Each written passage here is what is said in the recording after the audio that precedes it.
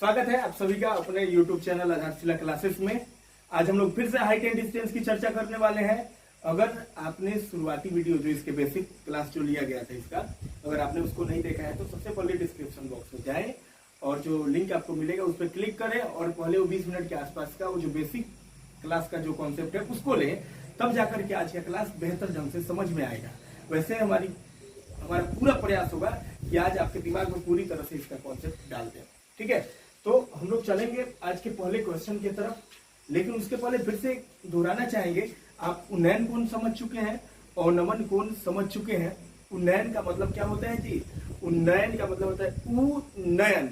उन्नयन का मतलब होता है आंख का ऊपर की तरफ उठना। नयन मतलब क्या? नयन मतलब आंखें होती है ना जी, आंख। आपकी आंखें, अपनी आंख को क्या बोलते हैं? नयन बोला जाता है ना।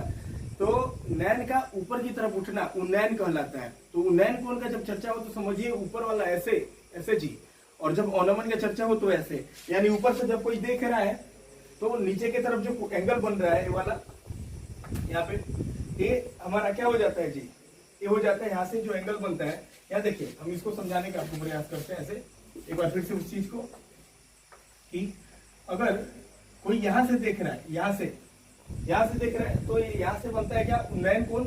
और वही व्यक्ति जब यहाँ से देखता है तो ये जो कोण बनता है ये वाला, ये बन जाता है आपका क्या? अवनमन कोण। ठीक है, ये वाला उन्नयन और ये वाला क्या बन जाता है जी? अवनमन कोण बन जाता है। ठीक है, यानी उन्नयन का मतलब आंख का ऊपर की तरफ उठना और अवनमन का आंख का नीचे की तरफ ऐसे। ठीक है, तो चलिए अब चलते हैं इस क्वेश्चन की तरफ। दिन के एक निश्चित समय पर एक स्तंभ तथा इसकी परछाई की ऊंचाइयों का अनुपात क्रमशः 1:3 है। ध्यान दीजिए, दिन के एक निश्चित समय पर एक स्तंभ, देखिए कुछ नहीं करना है, बस जैसे क्वेश्चन कह रहा है वैसे काम कर देना है। इसको हम सब्जेक्टिव टाइप पे आपको बताने वाले नहीं है, पूरे लैंग्वेज के साथ इसको बताने वाले नहीं, इसको हम लोग ऑब्जेक्टिव टाइप पे बनाने वाले हैं। ठीक है, बाद में चल करके सब्जेक्टिव टाइप का जो क्वेश्चन होगा हम लोग पूरे लैंग्वेज के साथ सोल्व करेंगे, लेकिन सबसे पहले इसका कॉन्सेप्ट लीजिए। दिन के एक निश्चित समय पर एक स्तंभ देख रहे हैं ना, ये आपका क्या हो गया? स्तंभ हो गया। एक स्तंभ, कुछ नहीं करना है, जैसे क्वेश्चन में कह रहे हैं वैसे आगे बढ़ जाइए। एक स्तंभ तथा इसकी परछाई की ऊंचाइयों का अनुपात, इसकी जो परछाई बनेगी, ये जो स्तंभ है इसकी परछाई ऐसे थोड़ी बनती है जी। आप देखेंगे इसकी परछाई आपको दिखेगी ऐसे दिखेगी जी। इसकी जो स्तंभ है, ये स्तंभ और इसकी जो परछाई है इसका अनुपात क्रमशः 1:3 है। यानी यह 1 ये आपका क्या हो गया? √3। पहले स्तंभ और तब उसकी बनी परछाई। ये हो गया हमारा स्तंभ। मान लीजिए हमारा स्तंभ हो गया AB और इसकी परछाई बनी BC। ठीक है, AB स्तंभ हो गया और BC बनी इसकी परछाई। तो इसकी परछाई की ऊंचाइयों का अनुपात क्रमशः 1:3 है। उस समय सूर्य का उन्नयन कोण क्या होगा? उस समय ये जो सूर्य का जो उन्नयन कोण होगा, ये वाला पूछ रहा है, यहाँ से सूर्य का उन्नयन कोण ऐसे ना, तो सूर्य का उन्नयन कोण क्या होगा इस समय? यानी ये पूछा जा रहा है, यहाँ पे इसका मान पूछा जा रहा है, सूर्य के उन्नयन कोण के बारे में पूछा जा रहा है, यानी जो एंगल बनेगा यहाँ पे वो क्या होगा। तो चलिए हमें निकालना है सूर्य का उन्नयन कोण। तो ये लंब है और ये क्या है जी? आधार है। यह लंब है और यह क्या है? आधार है। ठीक है, तो लंब बटा आधार किसका होता है? लंब बटा आधार सूत्र किसका होता है? जो दिया वही बस देख लो, लंब बटा आधार। तो लंब बटा आधार होता है tan का। tan थीटा बराबर क्या हो जाएगा यहाँ पे?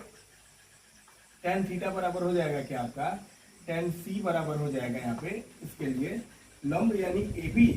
तो AB का मान AB यहाँ पे और बटा आधार क्या हो जाएगा आपका? BC।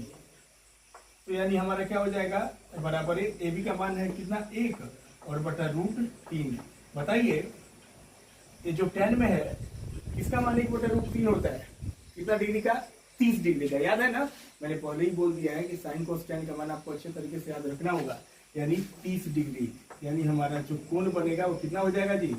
30 डिग्री हो जाएगा सूर्य का उन्नयन कोण। ठीक है, सूर्य का उन्नयन कोण कितना हो जाएगा? 30 डिग्री। कैसे बना? लंब बटा आधार। ये लंब भी पता है हमें और यह आधार भी पता है, अगर ये एंगल निकालना है तो। ठीक है, अब चलिए अब चलेंगे अगले क्वेश्चन की तरफ। चलिए अब चलते हैं आज के दूसरे क्वेश्चन के तरफ। जब आपकी पढ़ाई के समय आपका एनर्जी लेवल हाई रहता है ना, तो मजा आता है, और लुझ पुंज होकर के बैठ के पढ़िएगा तो मजा नहीं आता। देखिएगा क्वेश्चन नंबर दूसरा आज का। एक मीनार की ऊंचाई 100√3 मीटर है। मीनार की ऊंचाई, तो मीनार कैसे होगा? क्षैतिज होगा कि ऊर्ध्वाधर होगा? क्षैतिज होगा कि ऊर्ध्वाधर होगा जी? मीनार सीधे खड़ा रहता है कि ऐसे? आपके दिमाग में आ रहा होगा ऐसे। तो एक मीनार की ऊंचाई, यहाँ देखिए मीनार है, मीनार है, इसका नाम हम दे दे रहे हैं ए बी। जब बड़ा क्वेश्चन कराएंगे सब्जेक्टिव टाइप का, तो उसमें लिखवाएंगे माना कि ए बी एक मीनार की ऊंचाई है, ठीक है? वैसे सब लिखना है, लेकिन अभी कॉन्सेप्ट समझ लो कि दुनिया की कोई भी ताकत ला करके तुम्हारे पास किसी भी बुक से क्वेश्चन रखे, दुनिया के कहीं से भी, पृथ्वी लोक से लेकर के वो कहीं से भी पाताल लोक में चले जाओ, कहीं से भी क्वेश्चन आएगा। हाइट एंड डिस्टेंस से समस्या नहीं होगी, इस बात को कहीं लिख के रख लो, नोट कर लो, लेकिन मैटर समझते जाओ।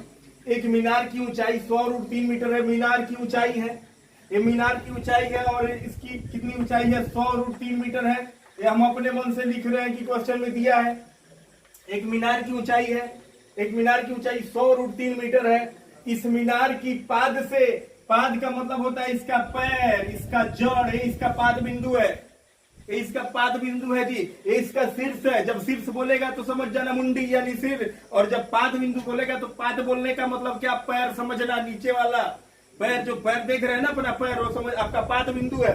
तो इस मीनार का पाद बिंदु ये है, बी पॉइंट।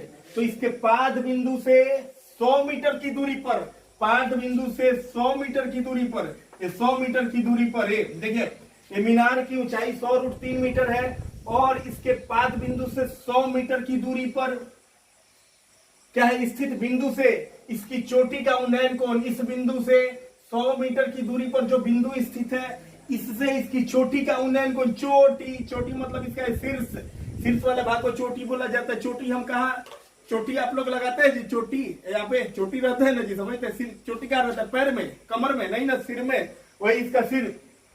सब लोग चोटी नहीं लगाते होंगे, हम लोग चोटी, हम लोग का क्या बोला जाता है जी? चोटी को चोटी पूर्णा बोला जाता है। तो यहाँ पे ऐसी, यहाँ पे देखिए, इससे 100 मीटर की दूरी पर स्थित बिंदु से इसकी चोटी का उन्नयन कोण, यह चोटी है, इसका उन्नयन कोण कितना होगा? ये उन्नयन कोण इसका पूछा जा रहा है। चलिए यहाँ पे हमारा हो गया थीटा, ये पूछा जा रहा है, थीटा का मान यहाँ पूछा जा रहा है कि यह कोण कितना होगा? उन्नयन कोण नीचे से तो दिया है क्या? अगर यहाँ पे थीटा है तो ये है लंब और ये है आधार। लंब बटा आधार किसका होता है जी? tan का होता है, tan का होता है। चलिए tan, और यहाँ पे हमें निकालना है tan c का मान निकालना है ना। चलिए तो tan c बराबर कितना?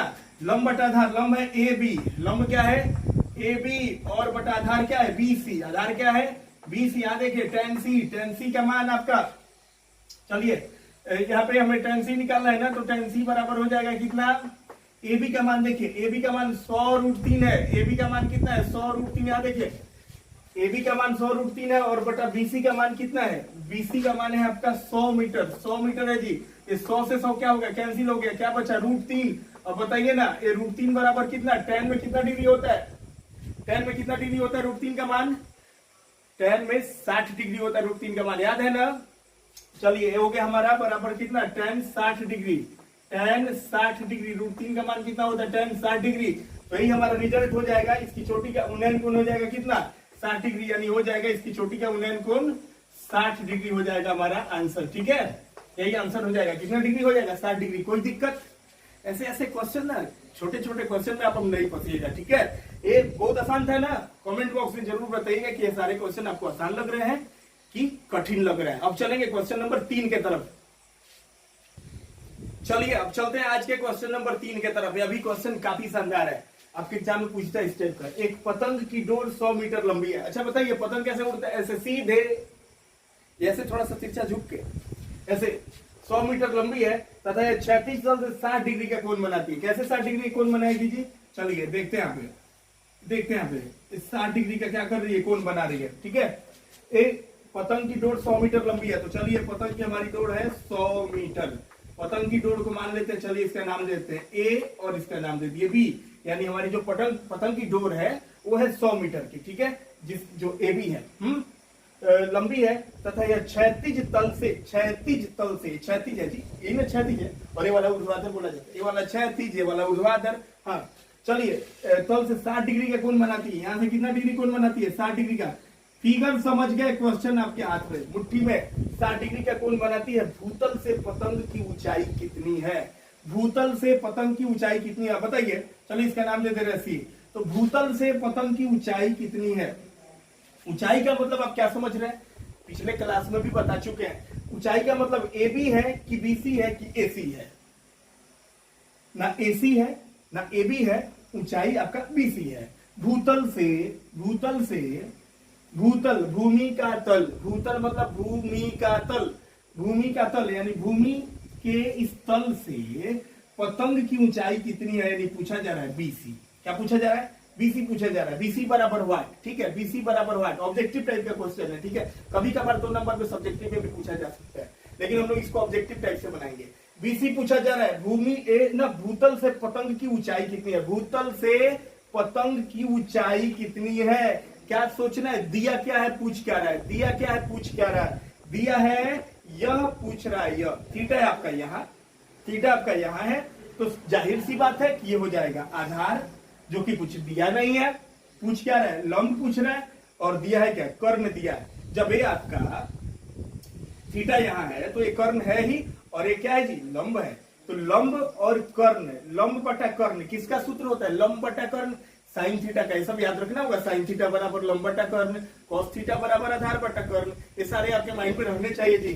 तो चलिए क्या साइन में साइन थीटा बराबर, यहाँ पे साइन थीटा यानी साइन 60 डिग्री पे, यहाँ थीटा के जगह पर क्या है 60 डिग्री है, साइन 60 डिग्री बराबर यहाँ पे क्या हो जाएगा, हो जाएगा आपका यहाँ पे बीसी, और साइन 60 डिग्री बराबर बीसी या नहीं, साइन हम यहाँ पे ले रहे हैं ए, है ना, साइन यहाँ पे ए ले रहे हैं। आप ए भी ले सकते हैं, 60 डिग्री भी ले सकते हैं, उससे कोई दिक्कत नहीं। ए जहाँ पे हम 60 डिग्री रख देंगे, बराबर हमारा हो जाएगा क्या, बीसी यानी लंब, और बटा कर्ण, कर्ण क्या है ए बी, बीसी बटा ए बी यानी क्या, साइन 60 डिग्री। ए का मान यहाँ पे कितना दिया है, साइन 60 डिग्री बराबर क्या हो जाएगा आपका, बीसी का मान निकालना है। यही तो बीसी की लंबाई निकालनी है जी।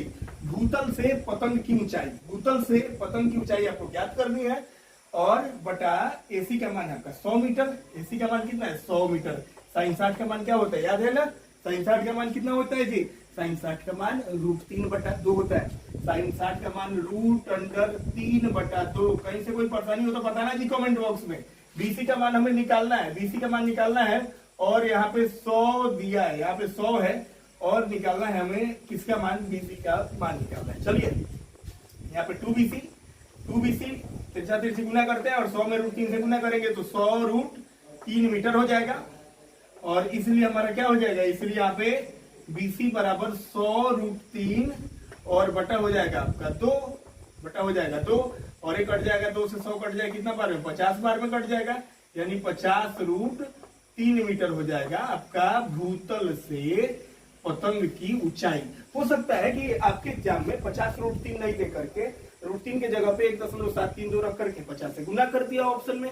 तो अभी क्या करना, जब देखना दशमलव में मान है तो अभी गुना करके देख लेना, ठीक है। तो आपका क्या आ गया, 50√3 मीटर भूतल से पतंग की ऊंचाई, ठीक है। अगर समझ में आ गया हो तो बताना जी कमेंट बॉक्स में कि अभी क्वेश्चन यानी क्वेश्चन नंबर आज 3 भी आपके समझ में आ गया है। अब चलेंगे क्वेश्चन नंबर 4 पे। अब लेके चलेंगे आज के क्वेश्चन नंबर 4 पे। एक क्वेश्चन मुझे बहुत पसंद है। एक आयत के विकर्ण की लंबाई 8 सेंटीमीटर है। देखिए एक आयत है, देखिए यहाँ पे आप भी देखिए, और इसका जो विकर्ण है एक तो, या विकर्ण है, इन आयत का विकर्ण होता है, इसके विकर्ण की लंबाई है 8 सेंटीमीटर। इसके विकर्ण की लंबाई कितनी है, 8 सेंटीमीटर। चलो हम इस आयत का नाम दे देते हैं ABCD, ठीक है। तो इस एक आयत के विकर्ण की लंबाई है 8 सेंटीमीटर। इस आयत की एक भुजा तथा विकर्ण के बीच का कोण 30 डिग्री है। आयत की एक भुजा तथा विकर्ण के बीच का कोण, तो आप यह कोण यहां बना सकते हैं, आप यहां बना सकते हैं। एक भुजा और यह विकर्ण के बीच का कोण, यह एक भुजा और यह विकर्ण के बीच का कोण जो है वो है कितना डिग्री, 30 डिग्री है। तो चलिए हम यहाँ पे बना देते हैं 30 डिग्री, ठीक है। चलिए इस आयत का क्षेत्रफल कितना होगा, बस इतना ही दिया है क्वेश्चन में, और पूछ रहा है आयत का क्षेत्रफल। बहुत आसान है। आयत का क्षेत्रफल बराबर क्या होता है, आयत का क्षेत्रफल बराबर होता है हमारा आयत का क्षेत्रफल बराबर होता है लंबाई गुना चौड़ाई। तो हमें निकालना क्या होगा, लंबाई। हमें इसकी ना लंबाई पता है और ना ही चौड़ाई पता है। तो लंबाई और चौड़ाई इसके माध्यम से अगर हम निकाल ले तो आराम से आयत का क्षेत्रफल निकल जाएगा। क्योंकि आयत का क्षेत्रफल क्या होता है, यहाँ पर हम लिख रहे हैं आयत का क्षेत्रफल बराबर, आयत का क्षेत्रफल बराबर क्या होता है जी, लंबाई गुना चौड़ाई। लंबाई और गुना क्या होता है, चौड़ाई होता है ना। आयत के क्षेत्रफल बराबर होता है लंबाई गुना चौड़ाई। तो लंबाई हमको पता चलेगा तभी ना जी। तो लंबाई हमारा है यहाँ पे क्या, ए बी, और चौड़ाई हमारा क्या है जी, बी सी। चौड़ाई हमारा क्या है, बी सी। ए बी कहिए या डी सी कहिए तो कोई फर्क नहीं पड़ता, इसलिए हम यहाँ पे अभी नहीं लिख रहे हैं। तो हम पहले निकालते हैं लंबाई और चौड़ाई, तब निकालते हैं उधर आयत का क्षेत्रफल। क्वेश्चन हल करना शुरू करते हैं हम यहाँ से, ठीक है। देखिए वो बस समझाने के लिए था कि आयत के क्षेत्रफल के लिए हमें लंबाई और चौड़ाई चाहिए। देखिए यहाँ पे हमें यह मान पता है थीटा का, और ये मान हमको पता है इसका जो विकर्ण है पता है। यानी अगर समकोण त्रिभुज हम ले लें एबीसी, समकोण त्रिभुज एबीसी में, समकोण त्रिभुज, देखिए समकोण त्रिभुज एबीसी में, अब हो सकता है कि आपके मन में आए कि पहले तो मानना चाहिए ना, कि मानना कि एबीसी देगा। देखिए हम ऑब्जेक्टिव टाइप के लिए सारा क्वेश्चन बता रहे हैं आपको, जितने भी क्वेश्चन बता रहे हैं कॉन्सेप्ट के लिए बता रहे हैं। सब्जेक्टिव टाइप में जब बताना शुरू करेंगे तो सब माना कि मुनि की जो भी हो सब कराएंगे, ठीक है। तो समकोण त्रिभुज एबीसी में क्या हमें क्या पता है, कर्ण पता है और निकालना है लंब। हमें कर्ण पता है, निकालना है आधार। तो हम चलिए पहले निकाल लेते हैं लंब वाला मान, बीसी निकाल लेते हैं। तो बीसी यानी ये हो गया लंब और ये हो गया हमारा कर्ण। यह भी चाहिए और यह भी चाहिए, दोनों चाहिए। तो लंब और ये है कर्ण। तो लंब बटा कर्ण किसका होता है जी, साइन का। साइन का मान होता है ना, तो साइन 30 डिग्री बराबर क्या हो जाएगा हमारा, साइन 30 डिग्री बराबर हो जाएगा बीसी, और ये लंब और बटा हो जाएगा कर्ण। कर्ण क्या आपका एसी, कर्ण क्या आपका एसी, यही है ना। बीसी लंब है और कर्ण है हमारा एसी। तो साइन 30 का मान आपको याद है, साइन 30 का मान 1/2 होता है। और बीसी का मान कितना, बीसी का मान हमें निकालना है, और एसी का मान तो पता ही है। एसी का मान कितना है, 8 है। एसी का मान 8 है। चलिए बीसी में 2 से गुना करेंगे, 2BC बराबर 8 एकम 8, इसलिए बीसी बराबर क्या हो जाएगा, बीसी बराबर हो जाएगा 8 और बटा 2, कट जाएगा 4 बार में, यानी हमारा 4 सेंटीमीटर हो गया क्या, बीसी हो गया, ठीक है। बीसी का मान हमने निकाल दिया 4 सेंटीमीटर। अब देखिए ना, अब हमें लंब पता है तो आधार निकल जाएगा, हमें कर्ण पता है तो आधार बटा कर्ण हम लोग जानते ही है। तो क्यों ना हम लंब और किससे निकाल रहे हैं, बीसी का तो मान हमारा निकल चुका है 4 सेंटीमीटर। अब हम क्या करते हैं, लंब बटा आधार से निकाल लेते हैं एबी का मान, ठीक है। पुनः समकोण त्रिभुज,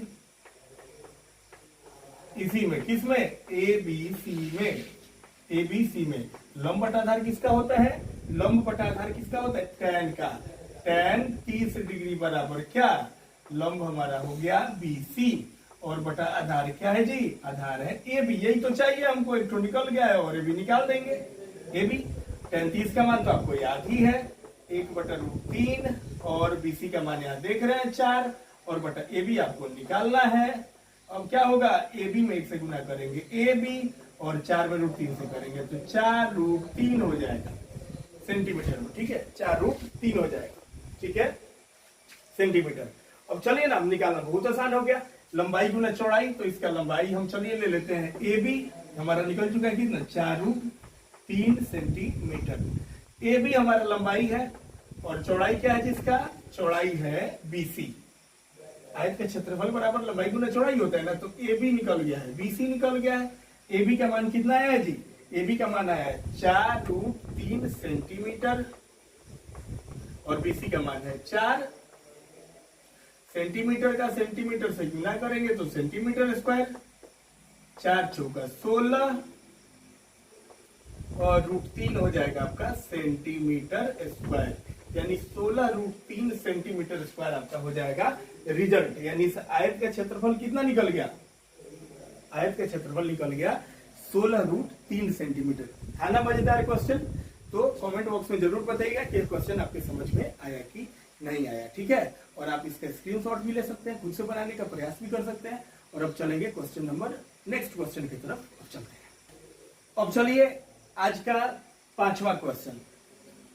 यदि एक उदग्र खंभे की छाया की लंबाई, यदि एक उदग्र खंभे, उदग्र मतलब जो सीधे हो, उदग्र खंभे की खंभा है, मान लीजिए खंभा है ए बी, ठीक है।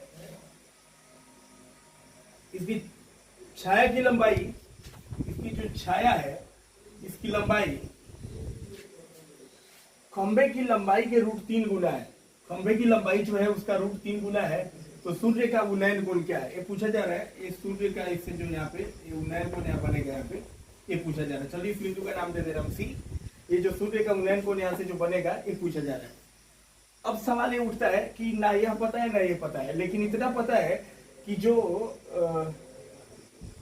उदग्र खंभे की छाया की जो लंबाई है, या जो छाया है इसकी लंबाई है वो क्या है, खंभे की लंबाई के √3 गुना है। यानी यह x है तो यह √3x,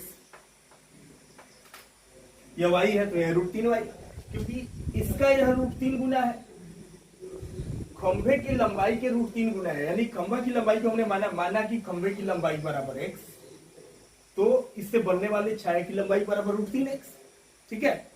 तो अब पूछ रहा है, तो सूर्य का उन्नयन कोण पूछ रहा है। सूर्य का उन्नयन कोण यानी c, यहाँ पे थीटा है, तो यहाँ पे अगर थीटा है तो ये हो गया लंब और ये हो गया आधार।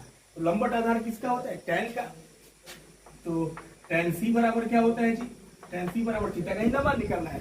लंब बटा आधार ए बी और बटा क्या, आधार हमारा है BC, आधार BC है। तो आप देख रहे हैं टैन C हमें निकालना है, थीटा का मान निकालना है, AB का मान हमें पता है x हमने माना है, और BC का मान, BC इसका √3 गुना है, क्योंकि इस खंभे के का √3 गुना क्या है, इसकी छाया की लंबाई है। तो √3x इस x कैंसल हो गया, क्या बचेगा 1/√3। 1/√3 किसका मान होता है, बराबर टैन कितना डिग्री, 1/√3 किसका मान होता है 30 डिग्री होता है। यानी यह कितना डिग्री कोण बनाएगा जी, यह बनाएगा 30 डिग्री का कोण बनाएगा। यानी हमारा जो सूर्य का उन्नयन कोण है वो हो जाएगा 30 डिग्री, यही हो जाएगा हमारा आंसर। उम्मीद करते हैं कि यह क्वेश्चन आपके समझ में आया होगा। यदि आया है तो कमेंट बॉक्स में जरूर बताइएगा। अब चलेंगे हम लोग नेक्स्ट क्वेश्चन की तरफ। चलिए अब चलेंगे आज की क्वेश्चन नंबर 6 की तरफ। एक मीनार की ऊंचाई 10 मीटर है, इसकी छाया की लंबाई ज्ञात कीजिए, जबकि सूर्य का उन्नयन कोण 45 डिग्री है। तो सबसे पहले मैं आप लोग को एक बात क्लियर कर दूं कि यदि 45 डिग्री दिखा, 45 डिग्री दिखा और मीनार की ऊंचाई या टावर की ऊंचाई, कुछ भी ऊंचाई दे, और उसकी परछाई की लंबाई पूछे, परछाई का, तो जितना ये होता है ना उतना ही यह भी हो जाएगा सेम, क्योंकि 45 डिग्री का मान होता है 1 टैन में, और ये लंब और ये हो गया आधार, और लंब बटा आधार टैन का ही ना होता है। तो टैन 45 बराबर 1 होता है, तो गुना करोगे तो इक्वल आएगा, बराबर आएगा। 1 में गुना करने से कोई फर्क पड़ेगा नहीं। तो अगर आपसे एग्जाम में पूछा जाए तो जितना ये होगा 10 मीटर, उतना ही उसकी क्या हो जाएगी, इसकी छाया की लंबाई भी हो जाएगी। आइए इसको करके यहाँ पे हम लोग देखते हैं। चलिए, एक मीनार की ऊंचाई 10 मीटर है, एक मीनार है, इसकी ऊंचाई है कितना मीटर, 10 मीटर। मान लीजिए मीनार है हमारा AB और इसकी ऊंचाई है 10 मीटर, ठीक है। इसकी छाया की लंबाई ज्ञात कीजिए, हमें ज्ञात करना है इसके छाया की लंबाई, छाया की लंबाई ज्ञात करना है। और दिया है जबकि सूर्य का उन्नयन कोण 45 डिग्री है, जैसे जो सूर्य का उन्नयन कोण बनता है ये बनता है 45 डिग्री का, ठीक है। चलिए इस बिंदु का हम नाम दे दे रहे हैं C, ये हमारा बनता है 45 डिग्री का बनता है। हमें निकालना है छाया की लंबाई, ये निकालनी है BC, ठीक है। तो ये हो गया लंब और ये हो गया आधार। लंब बटा आधार किसका होता है, टैन का होता है। तो टैन 45 डिग्री बराबर क्या होगा, यहाँ पे हमारा AB हो जाएगा और बटा हो जाएगा BC। AB बटा क्या हो जाएगा BC। टैन 45 का मान आपको पता है 1, तो 1 हो गया, तो AB और BC दोनों की लंबाई बराबर हो जाएगी, बराबर नहीं हो जाएगी जी। तो यहाँ पे हमें पता है ना AB का मान कितना पता है 10 मीटर, और बटा BC का मान पता नहीं है, BC निकालना है। इसके बटा में एक छुपा है, BC बराबर क्या हो जाएगा, BC बराबर हो जाएगा 10 मीटर और यही हो जाएगी इसकी छाया की लंबाई। देखिए मैंने पहले ही कहा है कि जब 45 डिग्री का चर्चा हो और जब इसकी छाया की लंबाई पूछे तो जितना मान ये आएगा उतना ही आपको धड़ाक से आंसर लिखना है, उसको बनाने की ऐसे करने की जरूरत नहीं है, ठीक है। ऑब्जेक्टिव पूछेगा तो, लेकिन सब्जेक्टिव पूछेगा तब तो मान करके बनाना होगा कि माना कि AB मीनार की ऊंचाई है तथा इसकी छाया की ऊंचाई, छाया की लंबाई BC है, जो हमें याद करना है ना, तो ये सारा लिख करके बनाना होगा। तो सवाल उठता है कि अगर आपके एग्जाम में पूछे कि एक मीनार की ऊंचाई और उसकी छाया की लंबाई बराबर है, यदि मीनार की ऊंचाई और उसकी छाया की लंबाई बराबर है तो सूर्य का उन्नयन कोण कितना होगा, क्या लिखेगा, कितना आंसर, 45 डिग्री। यदि एक मीनार की ऊंचाई और उसकी छाया की लंबाई बराबर है तो सूर्य का उन्नयन कोण कितना होगा, 45 डिग्री। एक टावर की ऊंचाई और उस टावर की छाया की लंबाई दोनों का मान बराबर है तो उस समय सूर्य का उन्नयन कोण कितना होगा, 45 डिग्री होगा, ठीक है। तो ये बात हमेशा याद रखिएगा। अब चलते हैं हम लोग नेक्स्ट क्वेश्चन की तरफ। अब चलिए आज का क्वेश्चन नंबर 7, भूमि के एक बिंदु से जो मीनार के पाद बिंदु से 30 मीटर की दूरी पर है, भूमि के एक बिंदु से जो कि मीनार के पाद बिंदु से, ये मीनार का पाद बिंदु है, ये यहाँ पे ये मीनार का पाद बिंदु है जी। मान लीजिए कि मीनार हमारा है AB, इसका पाद बिंदु क्या है, A, ठीक है। भूमि के क्या है, भूमि के एक बिंदु से, ये भूमि का बिंदु है जो मीनार के पाद बिंदु से 30 मीटर की दूरी पर है, इससे दूरी है इसकी 30 मीटर। कितनी दूरी है इसकी, 30 मीटर है, ठीक है। मीनार के शिखर का उन्नयन कोण 30 डिग्री है। तो मीनार का जो शिखर है ये वाला, यहाँ से इसका उन्नयन कोण कितना डिग्री है, 30 डिग्री है। चलो इस बिंदु का नाम दे देते हैं C। मीनार की ऊंचाई ज्ञात करें, ऊंचाई पूछ रहा है, बहुत आसान हो गया ना। यहाँ पे थीटा है तो ये हो गया लंब और ये हो गया आधार। लंब बटा आधार किसका सूत्र होता है, tan का होता है। तो क्या ले लेंगे, समकोण त्रिभुज ABC में, समकोण त्रिभुज ABC में क्या हो जाएगा हमारा, यहाँ पे tan 30 डिग्री बराबर, ऊंचाई निकालना है हमें, AB निकालना है, और बटा क्या हो जाएगा जी, AC। AB बटा क्या हो जाएगा, AC लंब बटा आधार। तो tan 30 का मान क्या होता है, 1/√3 होता है, 1/√3 होता है। AB का मान आपका क्या है, निकालना है, और AC का मान जो है आपको पता है 30 मीटर, 30 मीटर, ठीक है। चलिए √3 में 3 AB से गुना करेंगे तो √3 क्या हो जाएगा, AB, और बराबर 30 मीटर में 1 से गुना करेंगे तो 30, इसलिए AB बराबर क्या हो जाएगा आपका, 30 बटा हो जाएगा √3। 30 बटा क्या हो जाएगा, √3। तो देखिए 30 बटा √3 ऐसा ही छोड़ दिया जाएगा, नहीं मत छोड़िए, इसको इसका ना ऐसे कर दीजिए, परिमीकरण कर दीजिए। 30 बटा √3 है तो ऊपर हो जाएगा आपका √3 और नीचे भी हो जाएगा √3 हो जाएगा, यानी 30 √3 और बटा √3 में √3 से गुना करेंगे √9 और √9 का वर्गमूल 3 हो जाएगा, नहीं हो जाएगा जी। तो इससे कट जाएगा कितना बार में, 10 बार में कट जाएगा, तो हमारा हो जाएगा 10√3 मीटर, आपका हो जाएगा रिजल्ट, ठीक है। ये आंसर हो जाएगा आपका 10√3 मीटर। उम्मीद करते हैं समझ में बात आपको आ गया होगा। कमेंट बॉक्स में जरूर बताइएगा कि आज का 7 क्वेश्चन आपके समझ में आया कि नहीं आया। अगर ये 7 छोटे छोटे क्वेश्चन, साधारण क्वेश्चन आपके कॉन्सेप्ट को क्लियर करने में बहुत मददगार साबित होंगे, ठीक है। तो फिर जब मिलेंगे अगले वीडियो में तो इससे ऊपरी स्टैंडर्ड का क्वेश्चन लेकर के आएंगे जो कि सब्जेक्टिव टाइप का भी होगा और उसमें ऑब्जेक्टिव टाइप के भी क्वेश्चन होंगे। मेरा उद्देश्य है कि आपके प्रत्येक चैप्टर का कमांड इस कदर कर दिया जाए कि कहीं से आपको कोई डाउट नहीं रहे। केवल एग्जाम पास नहीं करना है, टोटल कॉन्सेप्ट क्लियर करके चलना है। पढ़ रहे हैं तो ईमानदारी के साथ, पूरी श्रद्धा के साथ, तब न जाकर के कुछ बड़ा कीजिएगा। और पढ़ाई साधारण ढंग से होगी तो मजा नहीं आएगा।